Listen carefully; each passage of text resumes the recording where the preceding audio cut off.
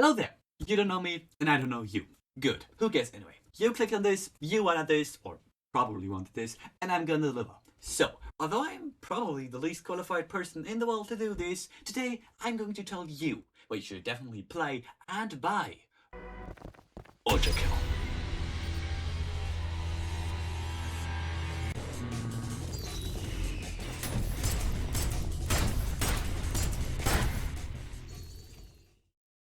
Ultrakill is a first-person shooter video game by New Blood for PC, currently in early access, where you play as a robot called V1, condescending deeper and deeper into hell, turning every demon and even robots you meet on your way into red, gory jelly. Yes, even the robots. They bleed in this game for some reason.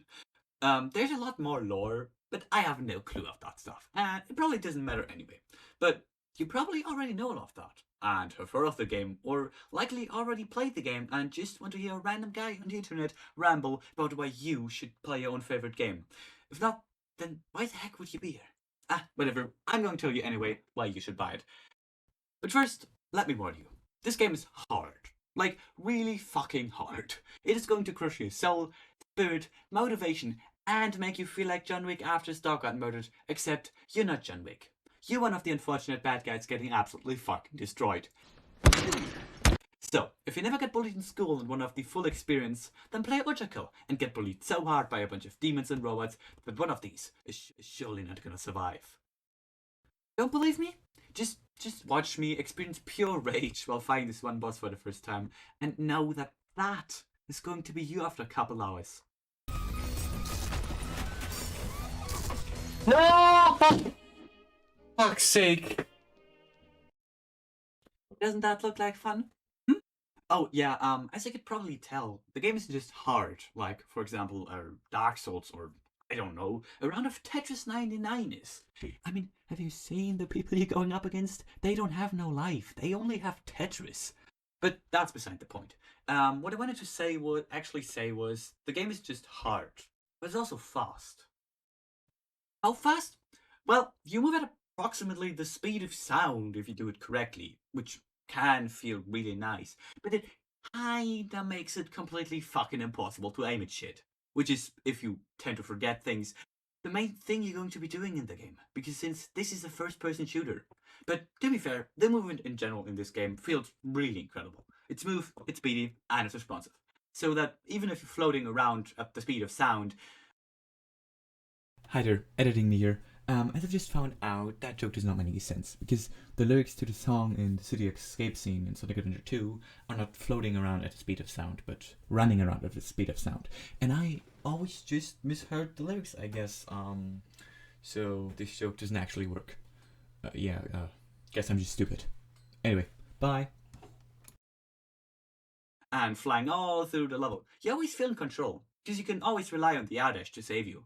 I especially like how varied the movement can be. You can slide around like somebody forgot to turn on fiction, or you can wall jump or dash, either on the ground or in the air.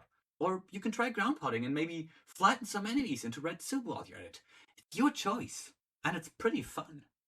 So, now that you're flying around with super speed, you can try me again.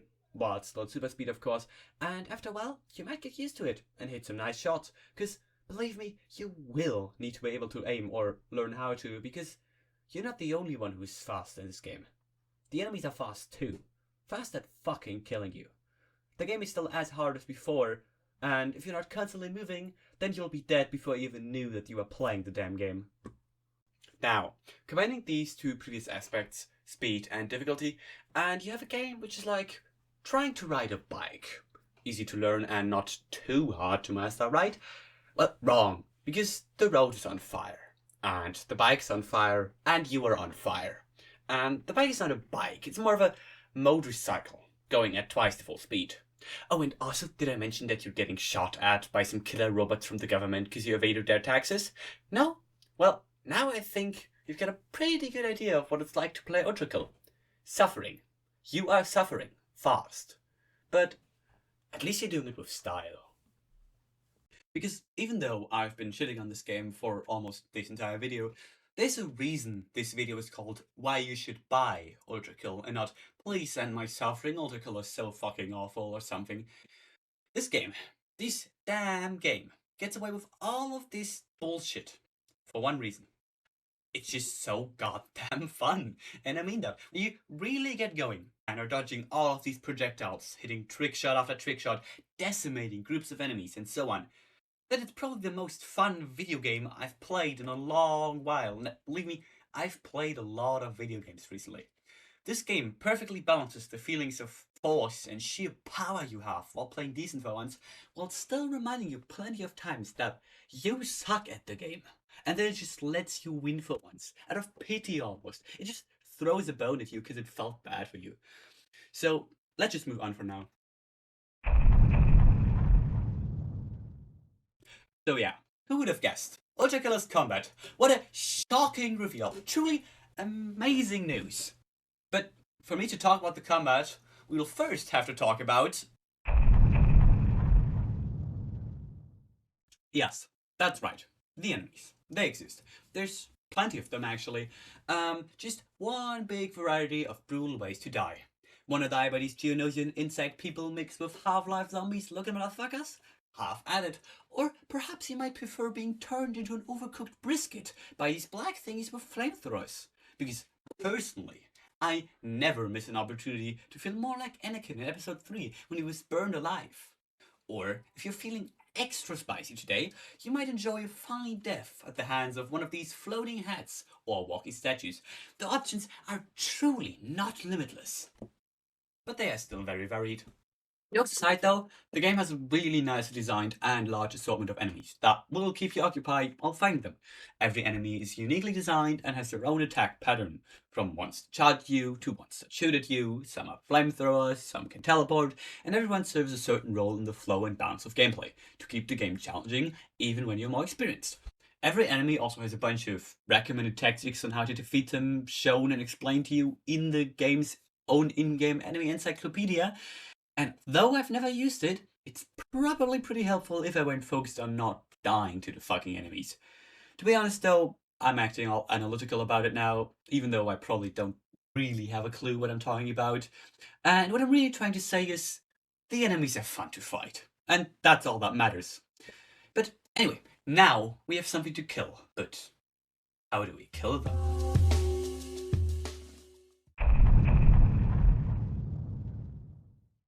Guns. Everyone knows them, some love them, some hate them, and if you're living in the USA, then you probably own 1.2 of these Walmart-bought killing machines.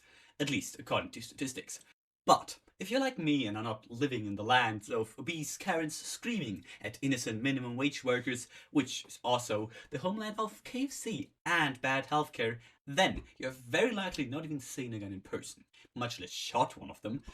That means guns are only accessible to us in video games, which is definitely for the better. Especially, like, who needs real guns when Ultrakill has such an awesome assortment of them already?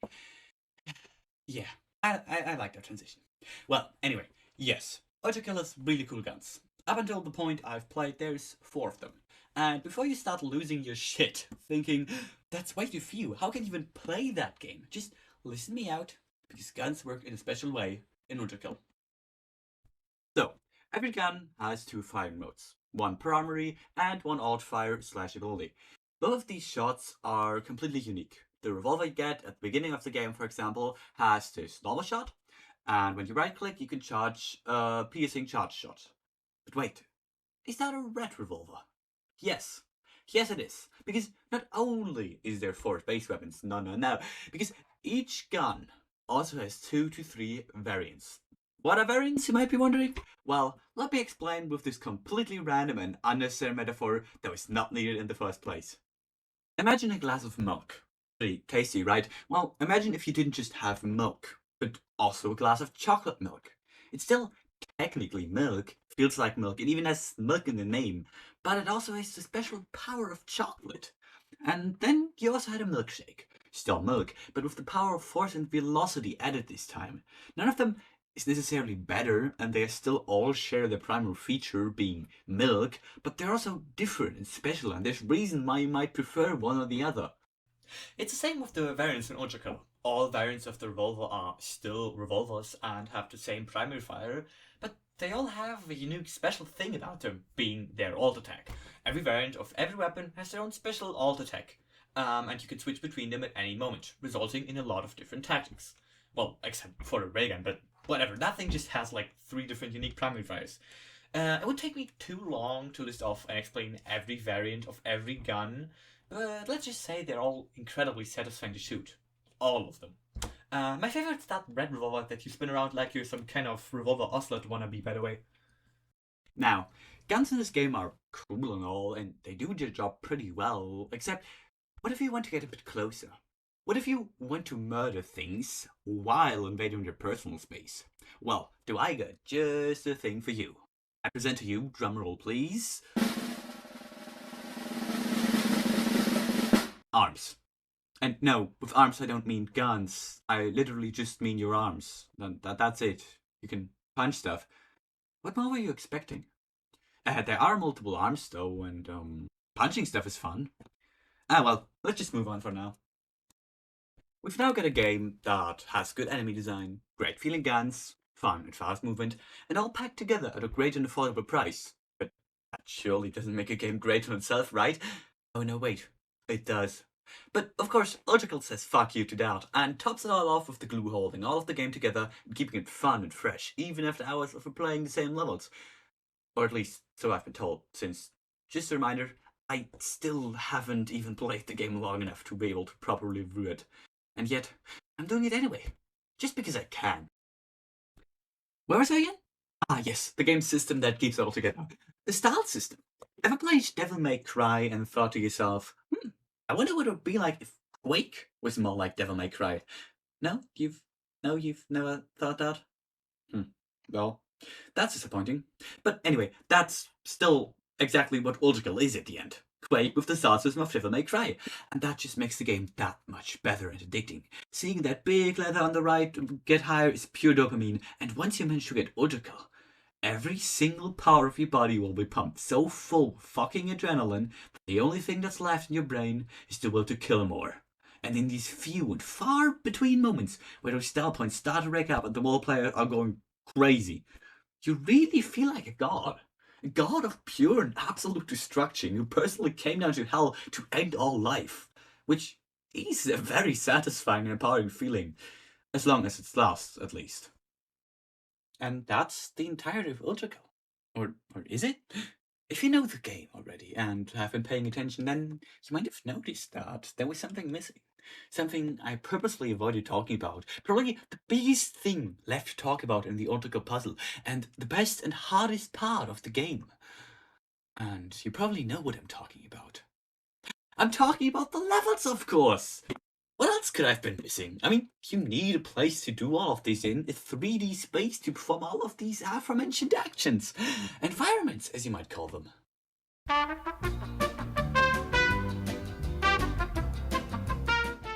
Nah, I'm just kidding. There's the bosses, of course. Arguably, the most well-known part of Ultrakill is its bosses, after all. Although, I have to warn you, everything I've said about this game's difficulty so far, which was quite a lot, I complained a lot about it, this applied to the regular game, but for the boss fights, this shit is amped up by 1,000. Remember that John Wick joke I made at the beginning of the video? That was just a joke back then. But for V2, this is an unironically accurate description of what it feels like to fight that boss for the first time. I mean, I showed you the clip of me dying to him, that actually happened on screen after I died to him like 50 times in a row. And then, like, I just completely lost my shit. And you will feel the same. Probably. I actually have no clue what kind of person you are. I mean, I told you, I don't know you. That doesn't mean I can't warn you, though, that this might happen. So, how do these bosses feel? How do they play? What can I say about them? Well, there's not too much I can say without spoiling them for you, which is not my intention with this video. My intention is for you to buy this game and play it, not spoiling it. Oh, and also create an entertaining video for you at the same time, but that is for you to decide if that worked. I will say a few things about the bosses though. First of all, they are all very challenging, but still motivating to fight. I mean, I usually get frustrated with games like Dark Souls. Ich find dieser... Or Tetris 99 because of their bosses. I mean, yeah, one of them might be a huge dragon or ancient god trying to kill you, while the other might just be a random guy locked in their mother's basement on their 158 Tetris win streak. But no matter what or who it is, dying over and over again in a video game is just not fun. It often frustrates me. Most of the time to the point of me going, fuck this, I'm not going to do this now, then closing the game to try the boss another time. But with Ultrakill's bosses, especially V2, it was kind of different. I just really felt motivated to keep going and trying again and again without quitting, which is not something I usually do. The bosses in general are very varied, just like the rest of the enemies in the game, and you really need to change up your playstyle for each one, making them feel fresh. There's one complaint I could say though, and that is that Ultrakill follows the "oh look, the boss you just fought is now a regular enemy in the next level, you fucking idiot" trope that many games have done before. Not all bosses, but some of the early bosses, or rather mini bosses, are just new enemies framed as a boss fight, which can be kind of annoying and anticlimactic. But that's actually like the only complaint I might have of the bosses. Just just to mention it again, my opinion on bosses might massively change, as I have not even beaten the game. I am only at the last level of Act 1. But I feel like that's half the fun of this video, being completely fucking unqualified and unprepared to talk about this game, since I have played so little of it, while still making the best of what I know. Who knows, if I have a bunch of new ideas when I finish Act 2, I might make part 2 of this video in the future, which is like 9 months or a year, because this shit takes a fucking eternity to make. But whatever. Yeah, so my opinion might change. I'm stupid, fuck you. Well, so that is all, I guess. All I have to say about Ultrakill. That should have been enough to convince you that this game is fucking amazing and awesome and you should definitely play it. Then, if not, I guess I failed at my one goal. At least. Whatever. Just buy it or don't buy it. I just hope that this video was entertaining enough to keep your attention away from your Family Guy and South Park clips on TikTok for 10 or 20 some minutes. I don't know how long this will be at the moment of writing the script. It took me like 8 days to write this, and I don't know how long it will take until it's over, or until the video is out, and how long the video will be, and how long it'll end up being and stuff, but you will see. Because you watched it, or you skipped to the ending, both is fine.